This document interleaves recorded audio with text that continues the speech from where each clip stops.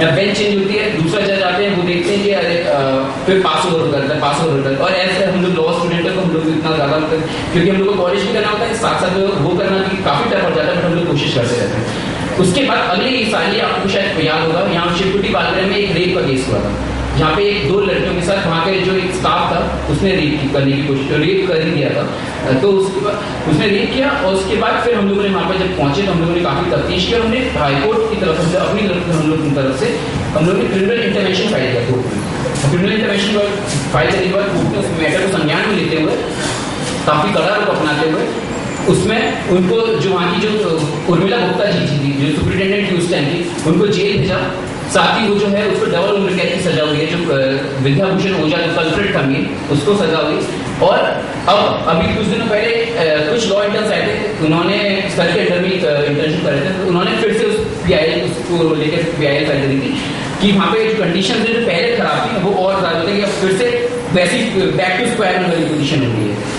उसको लेकर फिर से कोर्ट ने काफ़ी मैटर कड़ा रूप अपनाते हुए अब उसमें फिर से काफ़ी सारे ऑर्डर्स पास किए। अब मैं अपने साथी शोभित को बुलाना चाहूँगा।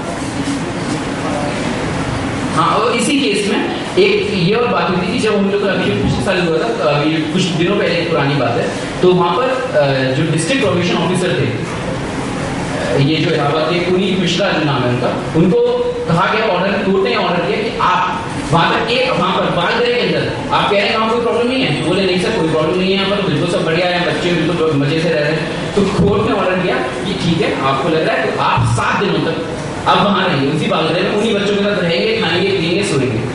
और यह ऑर्डर हम लोग की पहले से पास हुआ। और फिर हम लोगों ने जाके बीच में चेक भी किया, वो सच में उनको वहाँ रहना पड़ गया 7 दिन तक। उसके बाद 7 दिन बाद कुछ दिन पहले वो मुझे यहाँ पर मिले थे, तो बोले आप लोगों ने बड़ा लंबा फंसवाया। मैंने कहा अरे सर ये तो होता ही रहता है, आप लोग अपने ढंग से काम करते हैं तो फिर कोई दिक्कत ही नहीं थी, पर ये आप ही लोग के काम की वजह से, और हम चाहते हैं कि आप ढंग से काम करें और जैसा आपको करना चाहिए आप उतना करें, आप एक्स्ट्रा ना करें, जितना आपको ड्यूटी दी गई आपसे उतना करें, वो ही मोर देन देना फोकस बच्चों के लिए और हम सब के लिए। अब मैं शुरू को बताना चाहूँगा जो आपके सामने बात करें। वहाँ हम लोगों ने इस तरह के फ्लैक्स लगाए हैं, उसमें एक फोटो है जिसमें उत्कर्ष और हमारे लॉ के स्टूडेंट लोग DPO को डांट रहे हैं। अब देखिए सत्ता और शक्ति का समीकरण कैसे बनता है कि जब आप किसी को इम्पावर कर देते हैं, तो DPO जिसने 1 दिन पहले हमसे कहा था कि अगर जाना है तो DM से परमिशन लीजिए सिटी मजिस्ट्रेट से, वो आदमी लोगों के सामने गिरा रहा था और फोटो अखबारों में छपा और बाहर देखिएगा फ्लैक्स में वो फोटो लगा हुआ है। सभी को नमस्कार। उत्कर्ष में सारी बातें कह रही हैं, पर कुछ मज़ेदार तक कमी बाकी DPO साहब वहाँ 1 हफ्ते तक रहे। उन्होंने हम लोग को पर्सनली इन्वाइट किया कि आप हमारे ऑफिस आइए, कोई दिक्कत हो हमसे डायरेक्ट कहिए।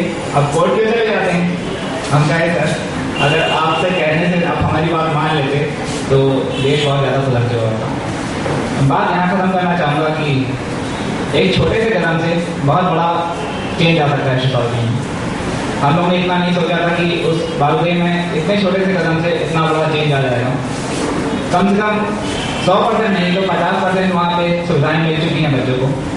जैसे सरकार ने कहा था कि इस बालगढ़ को आप एक मॉडल बालगढ़ बनाइए पूरे उत्तर प्रदेश में, इसको संज्ञान में देके इसको ध्यान में रख के ऐसा ही मॉडल बालगढ़ बनना चाहिए। हम लोगों ने कोर्ट के सामने अपनी बातें और आगे रखी हैं, कहा है कि एक ऐसा परिसर बनाइए इलाहाबाद में जहाँ पे सभी बालगढ़ इकट्ठे रखे जा सकें, जो महिलाओं के हैं, छोटे बच्चों के हैं और जो बड़े बच्चों के हैं। 10 साल से छोटे बच्चे त्रिकुटी में रहते हैं और 10 से 18 साल के बच्चे अलग रहते हैं। तो इनको एक सिंगल परिसर में रखना चाहिए ताकि जो स्टाफ की कमी है और जो अन्य शिकायतें हैं उन लोग की, वो लोग उस शिकायतों को दोबारा रिपीट न कर सकें। कम से कम इन लोग के स्टाफ एबसेंट होंगे तो वो लोग के स्टाफ कुछ मिलजुल के काम करते रहेंगे, छोटे मोटे बहाने चलेंगे नहीं।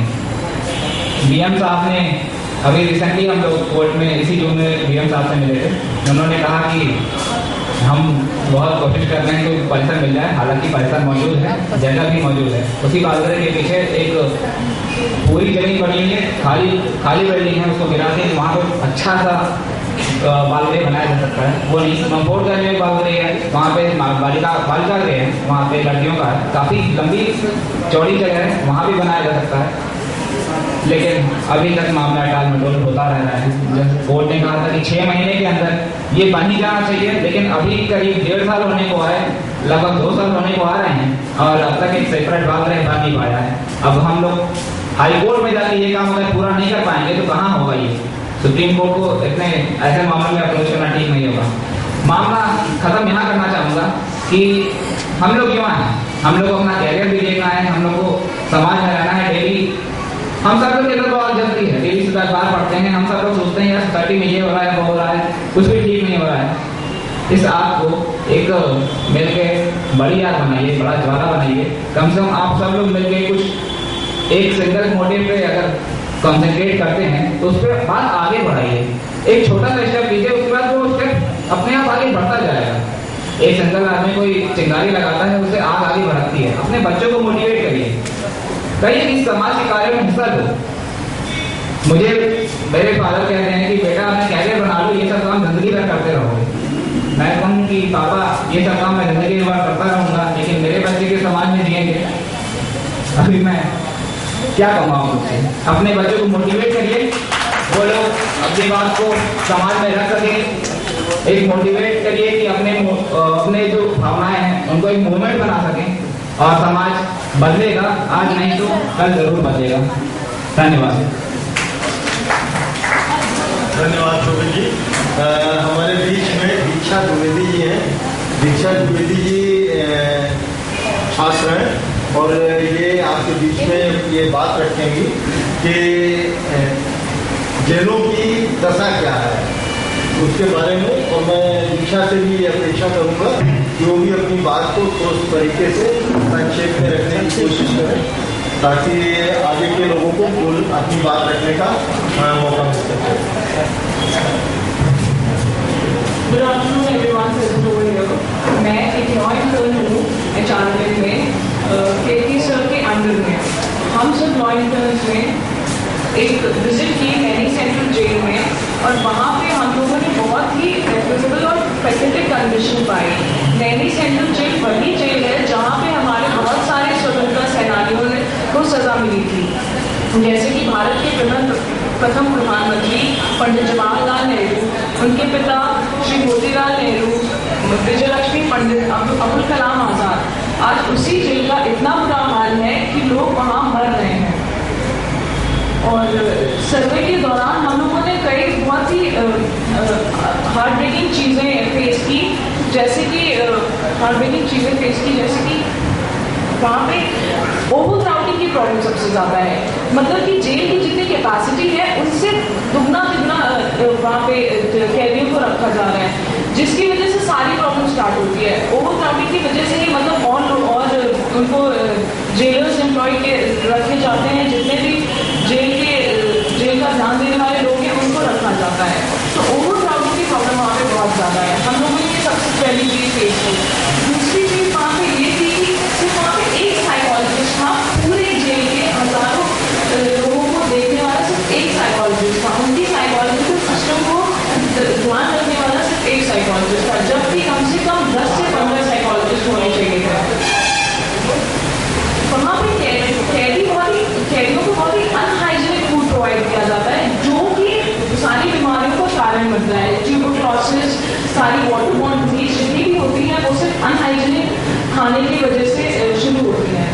और दूसरी चीज़ ये थी कि जो उनका सेल मेंटेनेंस है वो बहुत पुअर था। कैदियों को सोने में रहने में बहुत प्रॉब्लम होती थी, जिससे कि उनकी जेल में रहने की कंडीशन बेकार हो जाती थी। उसके बाद वहाँ पे औरतों का बहुत बेकार तरीके से ध्यान दिया जाता था, उनकी स्पेशल नीड्स को बिल्कुल भी नहीं ध्यान दिया जाता था।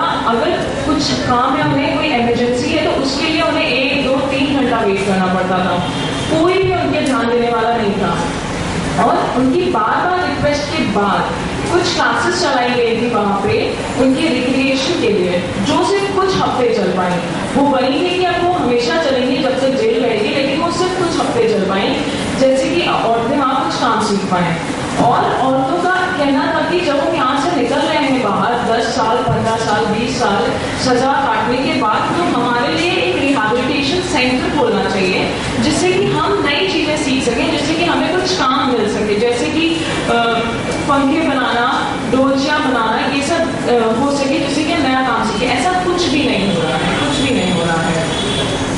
पे बाथरूम टॉयलेट्स का बहुत बुरा हाल है, जो कि एक तरीके से बीमारियों का बुलावा देता है। वहाँ पे वुमेन की जो स्पेशल नीड्स हैं, उनकी हेल्थ को लेके वो कुछ ध्यान नहीं दी जाती है। बाथरूम बिल्कुल भी कभी साफ नहीं रहते हैं, हम बहुत गंदी कंडीशन है वहाँ पे। और उसके बाद इन सब चीज़ों को देखते हुए हम ये कंक्लूड कर सकते हैं कि लिविंग कंडीशन जो है वहाँ की वो दिन पर दिन बेकार होती जा रही है। इंस्टेड ऑफ कि जितनी भी फैसिलिटीज वहाँ पे मिल रही हैं, लिविंग कंडीशन बेकार होती जा रही है। और दूसरी तरफ हमारी गवर्नमेंट कहती है कि हम एक डेवलपिंग कंट्री हो रहे हैं। डेवलपिंग कंट्री सिर्फ इंडस्ट्री बनाने से, मॉल्स खड़ा करने से कुछ नहीं होता। यहाँ पे इवन प्रिजनर्स जो होते हैं उनको उनके बेसिक राइट्स नहीं मिल रहे हैं। तो आप कैसे कह सकते हैं कि आप डेवलप कर रहे हैं? प्रिजनर्स को सही खाना नहीं मिल रहा है, सही रहने की जगह नहीं मिल रहा है, और दूसरी तरफ बड़े बड़े मॉल्स इंडस्ट्रीज खड़ी कर रहे हैं और कह रहे हैं कि हम डेवलप कर रहे हैं।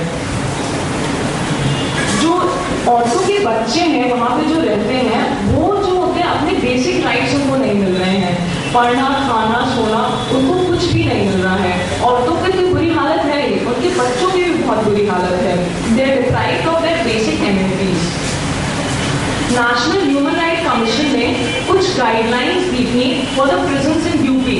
उनकी पहली गाइडलाइन ये थी कि 3 लाख रुपए मॉनिटरी रिलीफ प्रोवाइड करना चाहिए जो अनट्रायल प्रिजनर उनकी कस्टडी में मर जाता है। लेकिन ऐसा कुछ भी नहीं होता है। बहुत रेयर केसेस में ऐसा कॉम्पनसेशन प्रोवाइड किया जाता है जब उनके परिवार वाले बहुत स्ट्रगल करते हैं, पीछे पड़ जाते हैं, बहुत रेयर केसेस में, बट ऐसा कुछ नहीं हो रहा है। Prison population static should be maintain, मतलब कि जितने प्रिजनर्स होंगे एक प्रिजन में, उसको स्टैटिक मेंटेन करना चाहिए। लेकिन कुछ नहीं हो रहा। ओवर क्राउडिंग है, उसकी वजह से बीमारियां फैल रही हैं, लोग मर रहे हैं। आज इस जेल का ये हाल है कि जो कैदी 14 साल की सजा काट चुके हैं, वो अपने राष्ट्रपति जी से रिक्वेस्ट कर रहे हैं कि हमें यूथनेशिया दे दें, यूथनेशिया इस मर्सी किलिंग दे दें, बिकॉज वो इस जेल में अब सर्वाइव नहीं कर सकते हैं। उनसे इससे अच्छा है कि मर जाए, वो यहाँ पे बदतर कंडीशन में मरे। ये 2008 की रिपोर्ट थी। और 2008 में एक और रिपोर्ट आई थी कि 17 कैदियों की मृत्यु हुई थी 5 महीने के अंदर, बिकॉज वहाँ की डिजीज के कारण, ट्यूबरक्लोसिस, वाटरबॉर्न डिजीज के कारण वहाँ पे 17 कैदी 5 महीने के अंदर मर गए थे। लेकिन फिर भी कोई देखभाल नहीं हो रही है, मरते जा रहे हैं लोग, मरते जा रहे हैं, कोई देखभाल नहीं हो रही कि बीमारियां हटाई जाएं, कम की जाए, कुछ नहीं देखा जा रहा है। सो हमने रिकमेंड किया कि औरतों के लिए एक रिहैबिलिटेशन सेंटर बनना चाहिए, जो कि कोई भी उसका ध्यान देने वाला नहीं है, वो नहीं बन रहा है। और सेंट्रल गवर्नमेंट एक गाइडलाइन बनाए कि यहाँ पे हेल्थ इश्यूज जो हैं बहुत ज़्यादा, बहुत बड़े पैमाने पे हैं, उनका ध्यान दिया जाए कि लोग ऐसे मरे ना, उनको ऐसी बीमारी ना हो। कुछ ध्यान नहीं दिया रहा है, 0% ध्यान दिया जा रहा है। और वहाँ की लिविंग कंडीशन को सुधारा जाए, सेल्फ मेंटेनेंस